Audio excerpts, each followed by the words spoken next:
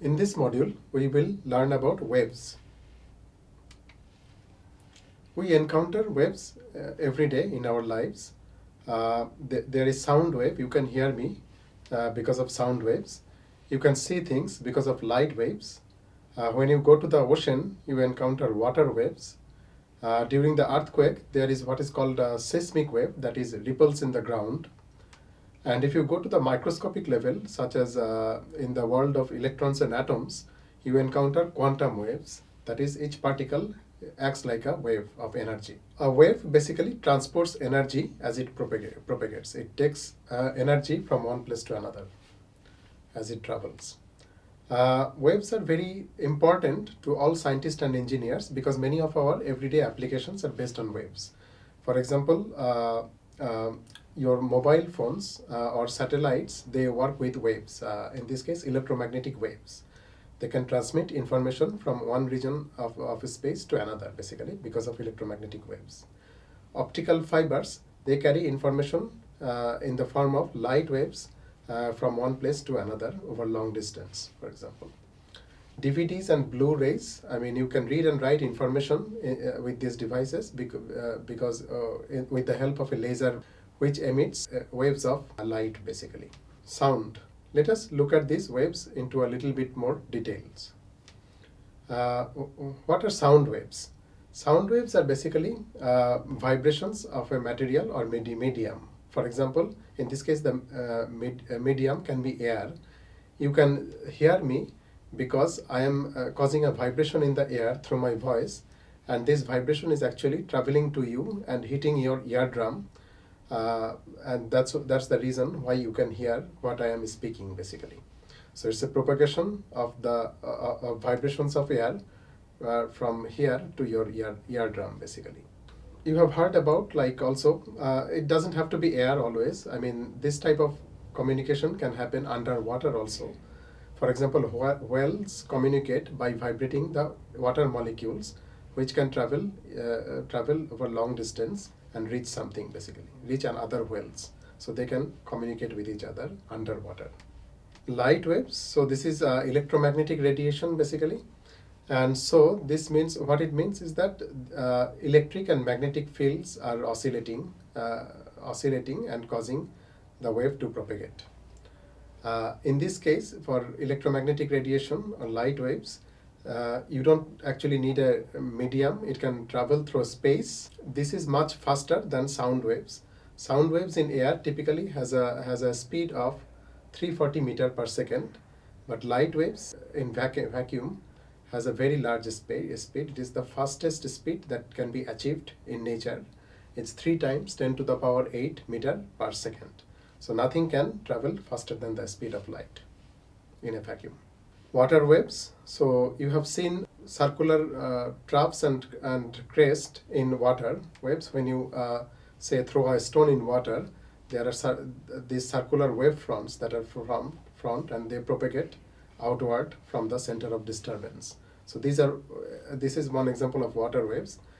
Another example are the waves that you see in the ocean, that also has peaks and troughs.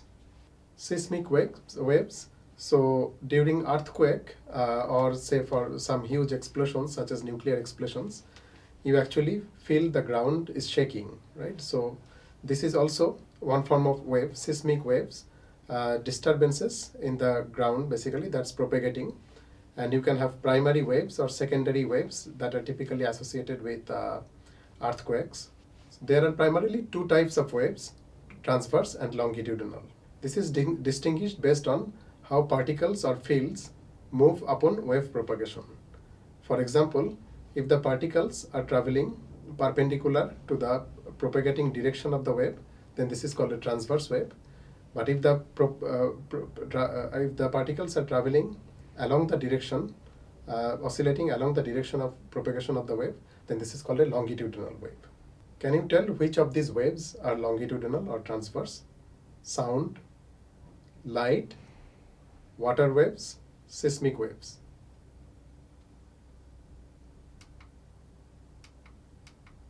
What type of wave is a light? So light is composed of oscillating electric and magnetic fields These fields, this is an example of a transverse wave, oscillating electric and magnetic fields. The oscillation is basically perpendicular to the direction of propagation of the wave. For example, in this picture, you see the light wave traveling along the z direction, but the electric field is oscillating in the y direction, and the magnetic field is oscillating in the x direction. So the oscillations in B field and E fields are perpendicular to the propagation of the wave. This is an example of a transverse wave. Now let us look at an example of a longitudinal wave. Sound waves in air is a prime example. As the sound wave is traveling, the air molecules are moving in the direction of the sound wave, or they are oscillating back and forth basically. As the sound is traveling, there are regions of compression and regions of rarefaction that are formed basically, that causes a propagation of the sound wave from one place to another. Now we will attempt to understand the mathematical nature of the wave. We will describe circular motion and how it is related to waves. We will talk about sinusoidal waves and look at their mathematical forms, and we will also look at how simple harmonic motion can generate waves. Circular motion is a particle traveling in a circle with a constant speed v. The velocity is always tangent to the path of the particle. So there are some quantities we will describe that will help us to explain such circular motion.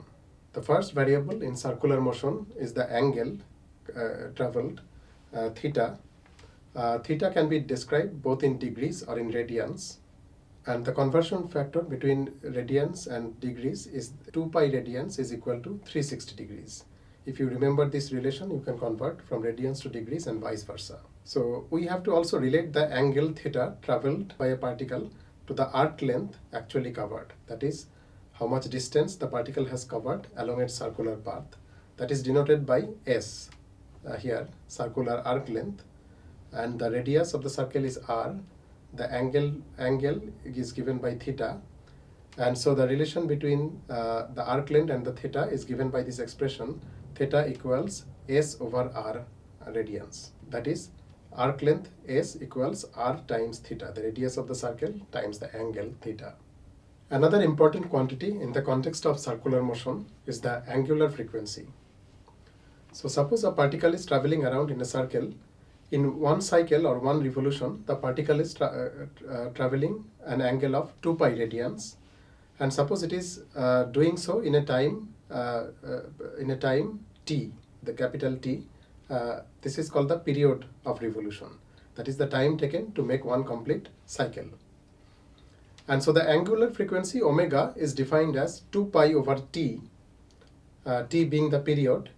And since the frequency is inversely proportional to the period, we can also write this as 2 pi times f, the frequency. So the angular frequency is related to the actual frequency through 2 pi. The unit of this angular frequency is radian per second. How is the circular motion related to a wave? So over here you see the circular motion of a particle again, but now we place this on a Cartesian coordinate system, x and y, and now we can project the velocity vectors on the x and y axis. And what we obtain are sine and cosine curves for the x and y components, and these are related to theta.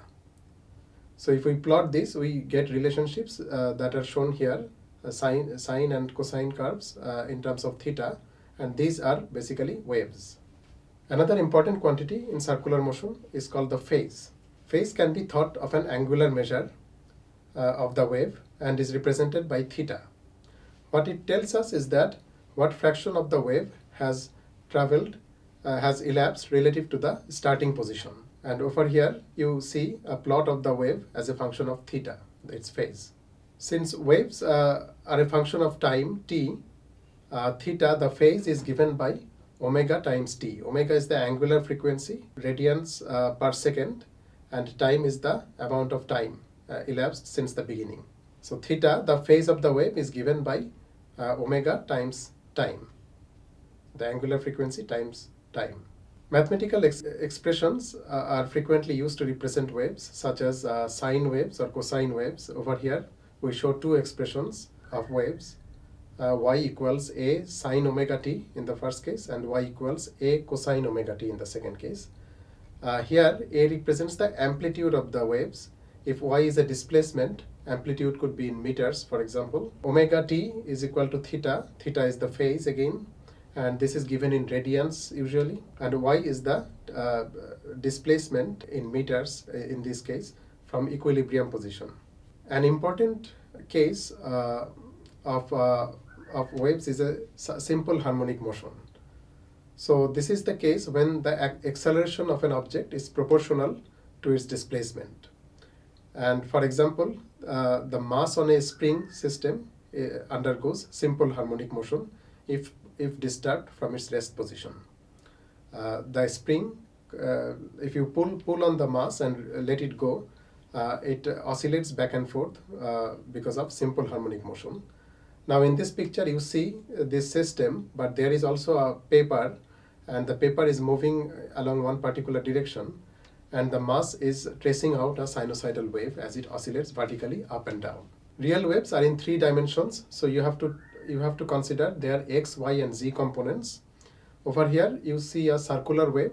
Notice the arrows here, they point towards the direction of propagation, and the circles represent what are called wavefronts. If we take a cut along any of the arrows, we get a picture such as this, a sinusoidal wave, and the dotted lines here show some of the wavefronts.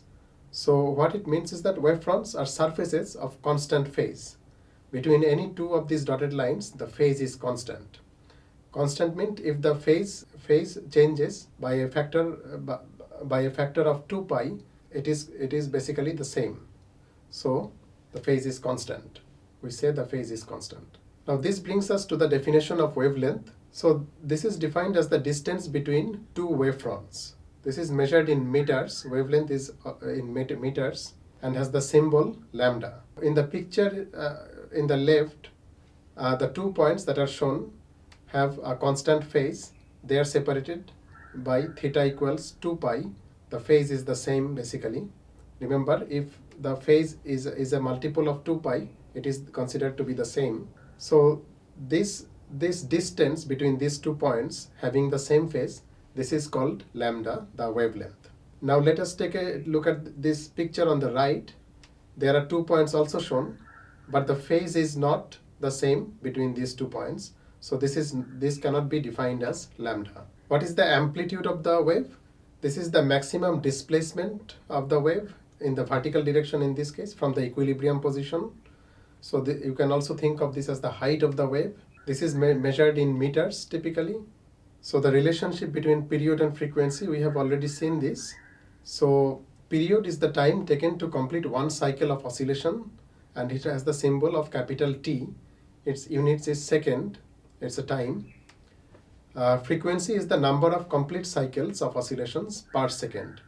So this is represented as small f, or the symbol nu. It has the units of hertz. Hertz is simply the inverse of a second. And period t is equal to 1 over f. That is, period is the inverse of the frequency. And recall the relationship that we have derived for angular frequency.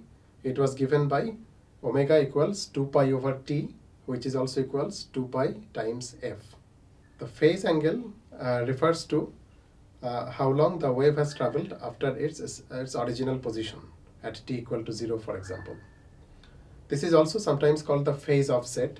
It is represented by the symbol phi, and since it is an angle, it is also measured in radians.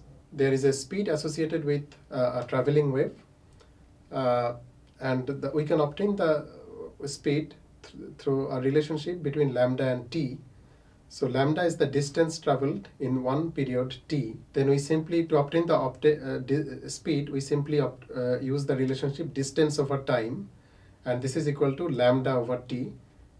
Lambda is one wavelength, and time is the and period is the and basically the wave travels a distance lambda in t seconds, and then this gives us, if we use t equals 1 over f, we obtain v equals f lambda. So that the speed of the wave is equal to its frequency times its wavelength.